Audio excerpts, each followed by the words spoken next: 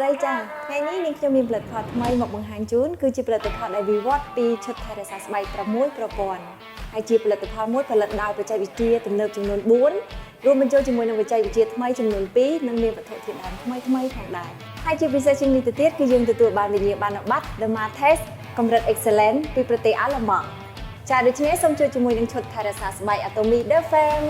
ទឹកជូតមុខ Atomy Derfam ជួយថែទាំនិងផ្ដល់សំណើមភ្លាមៗបំពេញជាតិទឹកចំពោះស្បែកដែលស្ងួតតាមរយៈប្រព័ន្ធផ្ដល់សំណើមដល់ស្បែក Skin Moisturizing System សមាសភាពសំណើមដែលគ្មានការរលាក3ប្រភេទត្រូវបានជៀបចូលស្បែកយ៉ាងលឿនក្រែមលាបរង្វង់ភ្នែក Atomy Derfam ជួយថែរក្សារង្វង់ភ្នែកនិងផ្ទៃមុខ Phospholipid កម្រិតខ្ពស់ជាមួយបច្ចេកវិទ្យាទ្រនាប់ HST ដែលធ្វើឲ្យមានការស្រូបយកយ៉ាងលឿនរបាំងស្រទាប់ទី2ត្រូវបានកែប្រែដើម្បីព្យាបាលស្បែកជ្រួញទាំងខាងក្នុងនិងខាងក្រៅ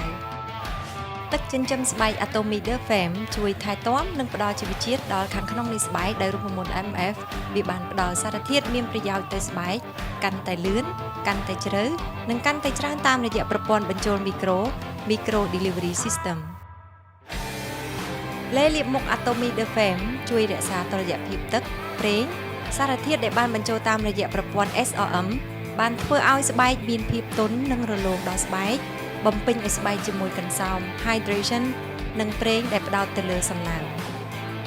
ក្រែមបំពន់ស្បែកមុខ Atomy Derfam ជួយការពារកុំឲ្យបាត់បង់សំណើមនិងធ្វើឲ្យស្បែករឹងមាំតាមរយៈប្រព័ន្ធ Natural Skin Fit System ដែលផ្ដល់ Hydrate ពេញលេញទៅស្បែកដែលធ្វើឲ្យស្បែកមើលទៅរឹងមាំ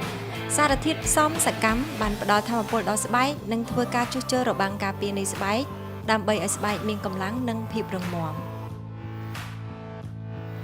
សម្រាប់មិនព្រោះប្រែគេឈ្មោះនឹងផ្លាស់ប្ដូរខ្ញុំទុកចិត្តលើឈុតថែរក្សាស្បែក Atomy Derfam